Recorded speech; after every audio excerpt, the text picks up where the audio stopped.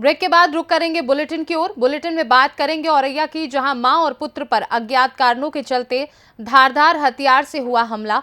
आगे बात होगी भोपाल की, जहां एक्सीडेंट की जानकारी लेने पहुंचे पुलिसकर्मी से दबंगों ने की मारपीट। साथ ही आगे चर्चा होगी झांसी की, जहां बीजेपी उम्मीदवार अनुराग शर्मा ने सपरिवार अपने मताधिकार का किया प्रयोग। ऐसी तमाम खबरों पर विस्तार से होगी चर्चा।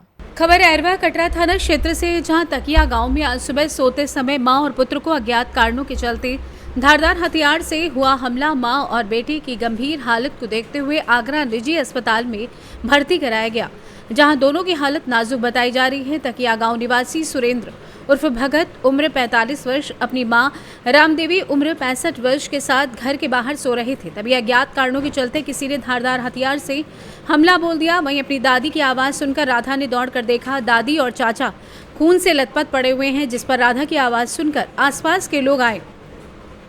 तत्काल अरवा कटरा पुलिस को सूचना दी गई, जहां सीओ अशोक कुमार एवं कस्बा इंचार्ज अब्दुल सत्तार प्रशांत कुमार मौके पर पहुंचकर जानकारी जुटाने में लगे हुए हैं।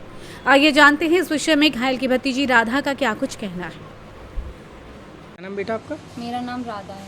कहाँ की रहने वाली? मैं ग्राम तकिया, थाना अरवा कटरा। क्या घटना हुई है? घटना ये हुई कि मैं इस तख्त पे लेटी हुई थी और साइड में मेरी दादी थी और थोड़ी दूर मेरे चाचा लेटे हुए। क्या नाम है दादी का? मेरी दादी का नाम रामदेवी है। चाचा का नाम भगत है और वैसे सब लोग सुरेंद्र बोलते हैं। वैसे उनका नाम वैसे सुरेंद्र और वैसे भगत बोलते हैं। फिर क्या घटना हुई? घटना ये हुई कि मेरी दादी के सर पे चोट किसी ने मारा हुआ है और उनके काफ़ी ब्लड निकल रहा था। वो उठ के बैठी, उसके बाद उन्होंने मुझे बुलाया। मैं उनके पास गई तो मैंने देखा कि उनके सर से खून निकल रहा हुआ था और काफ़ी चोट भी थी। जब मैंने अपने चाचा को बुलाया, मेरे चाचा कुछ बोले नहीं। मैं उनके पास गई, उनका पैर वैर हिलाया मैंने। जब पैर हिलाया तो मेरे चाचा तब भी कुछ नहीं बोले। फिर मैंने उनके कंधे पकड़ के उन्हें उठाया तो उठे, उनका वजन मुझ पर कंट्रोल नहीं हुआ। एकदम से वो पीछे के लिए गिरे, वैसे ही मैंने हाथ लगाया तो देखा कि उनके काफ़ी घाव वगैरह है, ब्लड भी निकल रहा था और मेरे हाथ भी पूरे खून से सन गए थे। जब तक मैं एकदम चिल्ला पड़ी, मेरे घर के जितने भी लोग थे सारे लोग आ गए। कितने टाइम की घटना? ये करेक्ट 3 बजे मेरे को पता चला है कि जब मेरी दादी ने मुझे आवाज़ मारी है। सुबह 3 बजे? हाँ, सुबह के 3 बजे। क्या थाने में सूचना दी किसी ने? हाँ, थाने में सूचना भी दी थी। फिर यहाँ से एम्बुलेंस भी बुलाई मेरे चाचा ने, फिर वहाँ पर लेके भी गए। इस समय कहाँ है? इस समय वो शायद आगरा है। आगरा हॉस्पिटल में? आगरा मेरी सारी रिश्तेदार हैं, मेरे चाचा भी हैं, मेरे बाबा भी हैं, वो लेके गए हैं यहाँ से। क्या किसी को आपने भागते हुए देखा या? नहीं, मैंने किसी को भी भाग। और ऐसे न्यूज़ संवाददाता अमित शुक्ला की रिपोर्ट। राजधानी भोपाल में पुलिसकर्मी के साथ कुछ दबंगों ने मारपीट की है। बताया गया कि आरोपी नशे की हालत में थे और पुलिसकर्मी एक्सीडेंट की सूचना मौके पर पहुंचा था और पूछताछ ही कर रहा था। तभी पीछे से एक युवक गाली गलौज करते हुए मारपीट शुरू कर दी। वहीं पुलिसकर्मी को गंभीर चोटें आई हैं। हबीबगंज थाने में पदस्थ पुलिसकर्मियों के साथ दबंगों ने देर रात को मारपीट की है। इस घटना को लेकर हबीबगंज थाने में प्रकरण दर्ज कर लिया गया है। फरार आरोपियों की गिरफ्तारी को लेकर सीसीटीवी फुटेज के आधार पर पड़ताल की जा रही है। हबीबगंज थाने में एक महिला मजिस्ट्रेट की गाड़ी के एक्सीडेंट की सूचना फोन के माध्यम से दी गई। सूचना के आधार पर बंसल वन के पास ड्यूटी पर तैनात पुलिसकर्मी वहां पहुंचे। बता दें कि जब वहां पहुंचे तब एक्सीडेंट को लेकर दोनों पार्टी के बीच समझौता हो गया था। पुलिसकर्मी महिला से बात ही कर रहा था, तभी कार से एक युवक आया और बीच में बोल पड़ा और पुलिसकर्मी से मारपीट करने लगा। इससे वो घायल हो गया और इसकी वर्दी भी फट गई। पुलिस जानकारी के अनुसार मारपीट करने वाला आरोपी नशे की हालत में देर रात करीब 2 बजे घटनास्थल पर मौजूद थे।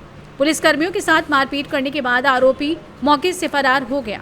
आरोपी की कार को पुलिस ने जब्त कर लिया है। पुलिस का कहना है कि जल्द ही आरोपी को गिरफ्तार कर लिया जाएगा।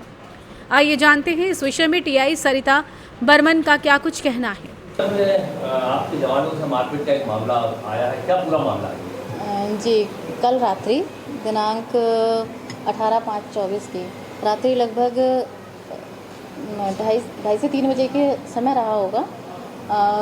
थाने पर जो पदस्थ हैं प्रधान आरक्षक राम प्रवेश प्रजापति, इनकी ड्यूटी एफआरवी में लगाई हुई थी। तो इनके पास में एक इवेंट आता है एक्सीडेंट का। किसी महिला ने एक इवेंट दिया कि यहाँ पर रेलवे स्टेशन के सामने बंसल वन जो कंस्ट्रक्शन चल रहा है ओवरब्रिज का, वहाँ पर एक एक्सीडेंट हो गया 2 कारों के बीच में। तो एफआरवी वहाँ पर पहुँचती है। चूँकि वहाँ पर एफआरवी जब पहुँची तो दोनों गाड़ियाँ जिसका एक्सीडेंट हुआ था तो आपस में उनका समझौता हो चुका होता है और वो गाड़ी वहाँ से रवाना हो जाती है। एक गाड़ी वहाँ पर खड़ी रहती है जिसने कॉलर, जो जिस महिला ने इवेंट दिया था वो महिला वहाँ पर थी। तो हमारे FRV के जवान ने उससे बातचीत करी और उन्होंने बोला कि हमारा राजीनामा हो गया, हम जा रहे हैं। तो इसी बीच में पीछे से एक गाड़ी आती है रेड कलर की, जिसका गाड़ी नंबर है MP 04ZE 4423। ये पीछे से आती है रेड कलर की और आ करके हमारे जवान से गाली गलौज करके और मारपीट पर वो उसका जो चालक है, वाहन का चालक, वो उस पर हावी हो जाता है। और वहाँ से जब तक वो पुलिस को सूचना मिलती है, हम लोग पहुँचते, तब तक वो वहाँ से वाहन चालक फरार हो जाता है। भोपाल से सी न्यूज़ संवाददाता राज भटनागर की रिपोर्ट। आज भोपाल में महापौर मालती राय के जन्म दिवस के उपलक्ष्य में पूर्व सीएम शिवराज सिंह चौहान के साथ स्मार्ट सिटी पार्क में वृक्षारोपण किया गया। भोपाल से सी न्यूज़ संवाददाता मनीष वर्मा की रिपोर्ट। खबर गोंडा से, जहां लोकसभा चुनाव के 5वें चरण के मतदान के तहत आज 8 राज्यों की 49 सीटों पर वोटिंग हो रही है। इसमें उत्तर प्रदेश की 14 सीटें भी शामिल हैं। वहीं गोंडा में चुनाव को लेकर मतदाताओं में खासा उत्साह देखने को मिल रहा है। लोग अपने घरों से निकलकर वोट कर रहे हैं। वहीं सरजू प्रसाद कन्या पाठशाला इंटर कॉलेज गोंडा में मतदाता अपने वोट डालने के लिए लाइन में खड़े हुए हैं और अपनी बारी आने का इंतजार कर रहे हैं। गोंडा से सी न्यूज़ संवाददाता राजेश की रिपोर्ट। खबर झांसी से, जहां यहां SBI इंटर कॉलेज में मतदान के बाद पत्रकारों के सवालों का जवाब देते हुए इंडिया गठबंधन को लेकर पूछे गए सवाल के जवाब में भाजपा उम्मीदवार ने इस ठग बंधन बताते हुए कहा कि इनके पास कोई ठोस नीति नहीं है, न तो स्थानीय मुद्दों पर और न ही राष्ट्रीय मुद्दों पर। ऐसे लोग जो किसी स्तर पर कोई भी गंभीरता नहीं रखते, जिनके पास भविष्य को लेकर कोई रोड मैप नहीं है, जिनके पास भविष्य को लेकर कोई विजन नहीं है, उनको जनता स्वयं ही दरकिनार कर देगी। उन्होंने इंडिया गठबंधन पर तीखा हमला करते हुए कहा कि ये लोग स्वयं दिशाहीन हैं, ये देश को कोई दिशा नहीं दिखा सकते हैं। उन्होंने बताया कि उनके पूरे परिवार ने वोट डाल दिया है और क्षेत्र की जनता से अपील की कि अधिक से अधिक संख्या में आकर लोकतंत्र के इस महायज्ञ में अपनी ओर से आहुति दें। स्वस्थ लोकतंत्र के लिए आमजन का घर से बाहर निकल मतदान करना बेहद जरूरी है, इसलिए सभी लोग मतदान करें। अभी वोट करके आए। क्या सोच रहे हैं, क्या मन में चल रहा है? मन में यही चल रहा है कि सारे हिंदुस्तान के नागरिकों को, झांसी ललितपुर के विशेष मेरे लोगों को, सभी को अपना मतदान करने आज जरूर जाना चाहिए। जी, इंडिया गठबंधन को किस नजरिए से देख रहे हैं? इंडिया गठबंधन को अच्छा, वो ठगबंधन की बात कर रहे हैं क्या? उसी नजरिए से देख रहे हैं। आज इसमें कोई दम तो रह नहीं गया है, अजीब अजीब हरकतों पे उतर आए हैं।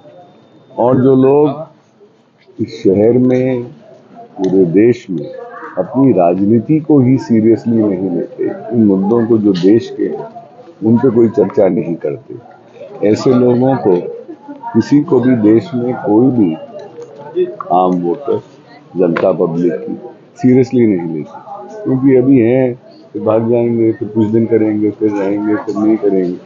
न ये स्थानीय मुद्दों पे रहते हैं और ना ही मैंने इनको देखा कि किसी भी राष्ट्र के मुद्दे पे या हिंदुस्तान के लिए आगे का रोड मैप जो होता है उस विषयों पे कभी बात नहीं। ये कुछ उल्टे सीधे सवाल कर सकते हैं, पर कभी भी इस देश को दिशा नहीं दिखा सकते।